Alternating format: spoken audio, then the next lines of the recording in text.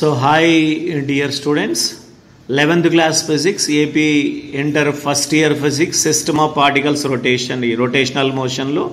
So ఇంత ముందు class లో మనము angular velocity angular displacement circular motion rotatory motion discuss చేసాం. నౌ యాంగులర్ వెలాసిటీ ఏంటి చూద్దాం. So consider A particle is moving along the circumference of the circle. Centre of the circle is O, radius of the circle is R.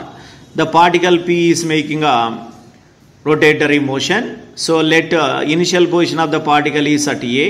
After the time interval T, it reaches B and angular displacement theta, angular velocity omega. That is why, so linear velocity ante manaku telusu rate of change of displacement. Alage angular velocity ante emantamante rate of change of angular velocity. Angular velocity denoted by omega. So ఈ లెటర్ను మనం ఏమని చదువుతామంటే omega అని చదువుతాం. So angular velocity అంటే angular డిస్ప్లేస్మెంట్లో మార్పు రేటునే మనము so angular velocity అంటాం. So change of angular వెలాసిటీని మనం ఏ విధంగా డినోట్ చేస్తాం? తీటా చేత కానీ డెల్ తీటా కానీ లేకపోతే డి తీటా కానీ. సో అప్పుడు theta or del theta or d theta equal to ఏంటి అంటే θ2 మైనస్ θ1 అవుతుంది. సో θ2 మైనస్ 1 θ1 అంటే ఏంటి? Final angular displacement minus initial angular displacement. So అప్పుడు సో మనకు angular velocity omega equal to rate of అంటే ఫార్ములా రాసేటప్పుడు డివైడెడ్ బై టైం రాస్తాం. సో చేంజ్ ఆఫ్ యాంగులర్ వెలాసిటీని మనం తీటా అయినా అనుకోవచ్చు. So omega equal to theta by T లేదా del theta by delta T లేదా డి తీటా బై డిటి అని చెప్పవచ్చు.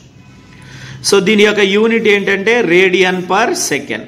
సో ఇలా అయినా రాయొచ్చు, రేడియన్ బై సెకండ్ అయినా రాయొచ్చు, radian into second to the power of -1 అయినా రాయొచ్చు. సో ఇన్స్టంటేనియస్ యాంగులర్ వెలాసిటీ అంటే angular velocity of A particle at any instant of time is called instantaneous angular velocity. So it is given as omega is limit delta t tends to 0 del theta by delta t equal to d theta by dt. So angular velocity కానీ instantaneous angular velocity కానీ displacement మాదిరే vectors. Dimensional formula చూస్తే so దీంట్లో m power 0 l power 0 t power -1 అని చెప్పొచ్చు. So దీని యొక్క direction ఎక్కడ ఉంటుంది అంటే along the axis of rotation అని చెప్పొచ్చు. So axis of rotation for example ఈ రొటేషన్లో బాడీ పార్టికల్ వచ్చేసి యాంటీ క్లాక్ వైజ్లో రొటేషన్ చేస్తుంటే అప్పుడు direction of angular velocity upward. ఒకవేళ యాంటీ క్లాక్ వైజ్లో చేస్తే direction of angular velocity downward డైరెక్షన్లో ఉంటుంది అని చెప్పొచ్చు. సో సింపుల్ డెఫినేషన్ ఏంటంటే rate of change of angular displacement is called angular velocity.